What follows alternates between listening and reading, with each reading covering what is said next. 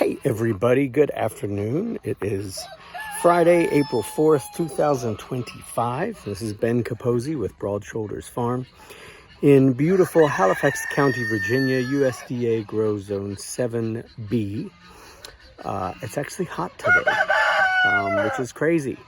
But I am, as you may be able to hear, in the Rooster run. And I'm just going to do a quick update on some goings on with the setting up a run for the blind boys. I have a few blind roosters that I take care of as well. So if that's something you're into, that's what's coming up next. I'll flip the camera around and I'll show you what's what. Just start off with a shot here of the giant mulberry tree that has been here since we started, obviously, and longer before then. But this year I finally was able to get up with a ladder and a rented electric chainsaw, pole saw, and I really limbed this thing up and cleared out a lot of the dead branches, which is great. And I got a lot of the stuff that was closest over here to the power line away as well, so that makes me happy. But that's not what we're talking about today. Today we're talking about changes over here to the blind run. Hi lads, hi my boys. Some new guys in here like Sweetums. Hey buddy. I've been cleaning up just over the course of winter. I just get piles of bags and other trash and stuff that I can't take care of at the moment. But anyhow, so today I'm cleaning it all up. Plastic stuff will go to the dump. Paper stuff can be burned. I've obviously got to go through all of the dead wood that I brought down from the Rooster run. I've got a big burn pile that it can all contribute to. But for right now, I want to talk about my little blind boys, my sweet lads. I came through here just a couple minutes ago and there was a small black snake here, which moved very quickly when it saw me. You know, it's always freaky, excuse me, to see snakes. You know, it's like, are you creeped out more by just coming across one sitting kind of staring back at you, which is alarming. But then when they move really fast too, that's also alarming. But anyhow, so some of you may recall, this is the house of the blind boys. And a couple guys who have good or slightly impaired vision, but who still can't really be part of general population because they would get beaten up. So that's boys like Colonel here, and Lloyd is blind, and Freebo is blind, and Cross has cross beak, but he is not blind. Actually, everybody just got beaks trimmed 2 days ago. I got some fresh blades, not blades, but fresh grinding stones. And then Ham there is eating. Ham is totally blind. Slip near back there is totally blind. There were some feathers you saw outside. Peter Squint died unexpectedly last week. I came in and saw him, and he was kind of hunkered down, and I wasn't quite sure what was going on. And I picked him up, and he had a heart attack right in my hands, which was really, really sad. He looked fine. No, he had a clean butt. He had a full belly. So I'm not really sure what happened to him. I mean, it could just be age. Peter was probably 5, but that's not that old. And then this little guy is at least partially blind in one eye, but he can definitely see in the other. But he got beat up. At first I thought maybe he was attacked by a skunk, which we had some trouble with a skunk. And I still think that may have been what was going on, but he also could have just been bottom of the totem pole during mating season and just got beat up by the other lads. Not the lads in here, but the lads out in the general population, and that's where he came from. But he's been in here for a few days. So anyhow, all right, so just a couple quick changes that I've made for these guys. I'm starting to, you know, they're blind, so for the most part they're blind, so having a small run with dependable, or having a small house with dependable corners and the water and the feed are always in the same spot seems important. But I've been thinking, I think since very shortly after I even created this initially, was that I wanted them to have an outdoor run as well. And now that the weather is nice again, I'm working on it again. So last year in the fall, I added I dug up a muscadine grapevine. This is Terra that I am training, but I will attach to grow across this wall here. I planted a wildlife crabapple tree. This one's called Big Dog. I got it from Blue Hill Wildlife Nursery. It produces crabs over a long growing season. And that's what I want the boys to have, at least, several weeks of fresh apples here in their run, though. I mean, trust me, we're not going to be short of apples anywhere on the farm. I dropped in some comfrey root at the beginning of the year. There's one right there, that feather. These just came up in the last couple days. There's another one there.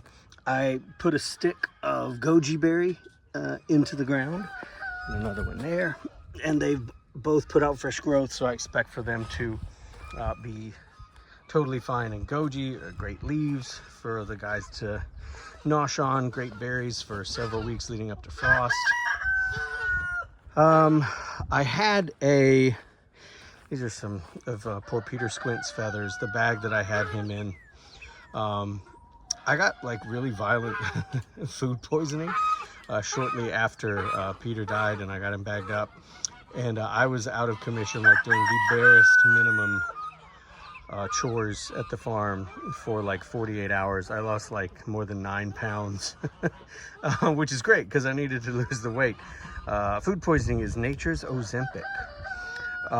But anyhow, a skunk got the bag, excuse me, that Peter's corpse was in. And so anyhow, I've since got all that cleaned up, and but I need to add that to the burn pile or just compost his feathers left over from his body. But I did have a really nice Homesteaders Kaleidoscopic Perennial Kale in here that the squirrels got about midwinter.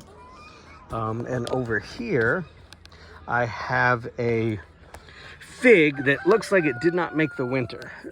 It's a little ruby. It's like a dwarf fig. I got it from Stark Brothers though, which is great because they're very good with their 1-year guarantee.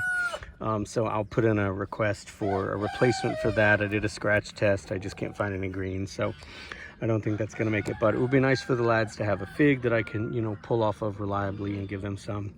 And I grew some more comfrey in the pot, so I'd have more. There's some as well.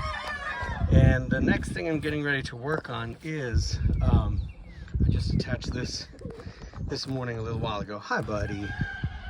This is Pop's brother. I got 2 Iowa Blue Roosters along with some girls many years ago, well, 3 or 4 years ago, from Ideal Poultry. And Pop stayed with the flock, and this guy came and went in with the bachelor pad as my backup.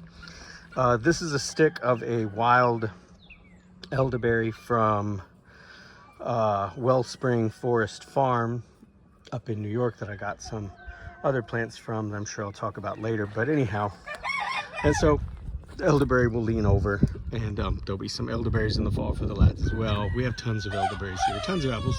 There will be tons of fruit available for these guys as well, but the idea of just being able to grab some really quickly and conveniently is always nice. So I will run this fence over to about here, where I'll drop in a T-post, and then I'll run it all the way over to here just to close this area off. I'll attach a gate here that I will have to build today or tomorrow. And I picked up some 1x1 cement stones or cement blocks, like footpath stepping stones, last fall, and they've been sitting over in another part of the farm. I'm going to go ahead and bring them over, and I'm going to lay them out in some sort of line or some sort of pattern so that when the lads are out here, they'll be able to find those, and they can be ways to orient themselves on where they are. So they're not going to have a huge run, but it will be bigger than just living in there, and they will have access to more sunlight. And I'll be able to prop the door open. I'll put water out here. I have a water a small bubbler, like for a fish tank or a small fountain, that I'm going to put in their waterer so they'll be able to listen to that sound to also help them find some water. I'll need to set up something when I open the door for them out here to make sure they have some shade. And I got some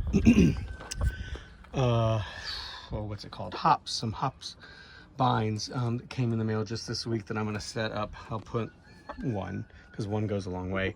Out here in this area in front of this to provide some seasonal shade. So in the hottest parts of the year, the hop vines will crawl all over the face of their house and provide some shade, and then they'll die back in the winter when we want maximum light and warmth to come in and help these guys. So just some small changes that are coming that I hope will make some improvements in the quality of their lives. So that's where we are. I'll update again when those changes have been made, and you can see how the boys are doing with their new outdoor area. So hopefully that'll be an update coming in the not too distant future. All right, questions, comments, concerns, helpful critique are always welcome. Whatever you are up to, I hope that you and those you care for are happy, healthy, and well. And stay tuned for more videos. You can always follow the farm at Broad Shoulders Farm on Facebook and Instagram. Y'all take care. Bye-bye. Just a little addenda. I got this part of the fence up, and I opened the gate. And Ham and Cross and Colonel came out. I got the door propped open. I may leave it while I run home and grab some lunch. But I will, of course, wheel this over and attach it. Even though I haven't built the gate yet, I do need to make sure that they're secure so they don't get attacked or anything while I'm gone. Because, you know, roosters, chickens, they have a pecking order. And I don't want these guys to feel threatened. All right, I just thought you guys might like that. Bye-bye.